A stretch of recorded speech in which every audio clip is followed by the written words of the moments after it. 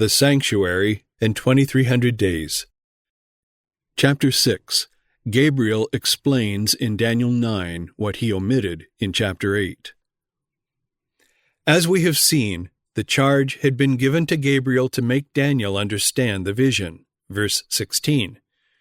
But in the last verse of the chapter, we learn that none understood the vision. This must refer particularly to the 2300 days and to the sanctuary, as the other parts of the vision had been clearly explained. But in the first verse of chapter 10, he informs us that a thing was revealed to him, and the thing was true, but the time appointed was long, and he understood the thing, and had understanding of the vision. Hence it is evident that between chapters 8 and 10, he must have obtained the desired understanding of the time. In other words, the explanation must be found in chapter 9.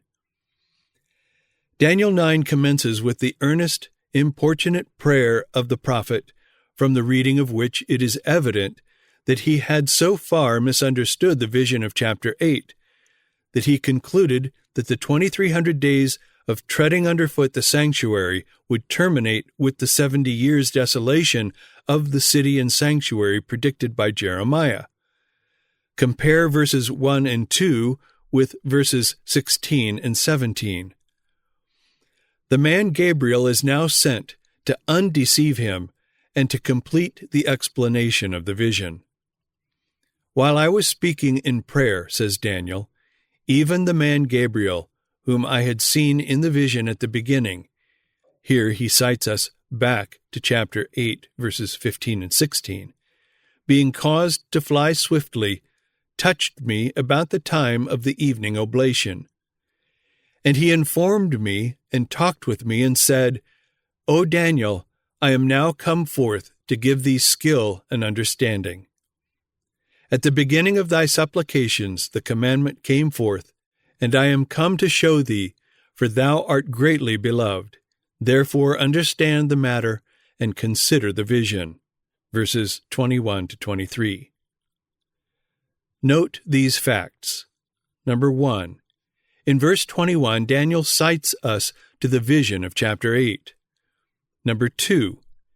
In verse 22, Gabriel states that he had come to give Daniel skill and understanding. This being the object of Gabriel's mission, Daniel, who at the close of chapter 8 did not understand the vision, may, ere Gabriel leaves him, fully understand its import. Number 3. As Daniel testifies at the close of chapter 8 that none understood the vision, it is certain that the charge given to Gabriel, make this man to understand the vision, still rested upon him. Hence it is that he tells Daniel, I am now come forth to give thee skill and understanding, and in verse 23 commands him to understand the matter and to consider the vision. This is undeniable proof that Gabriel's mission in chapter 9 was for the purpose of explaining what he omitted in chapter 8.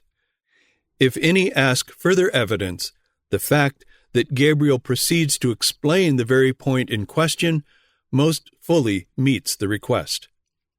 That he does this, we will now show.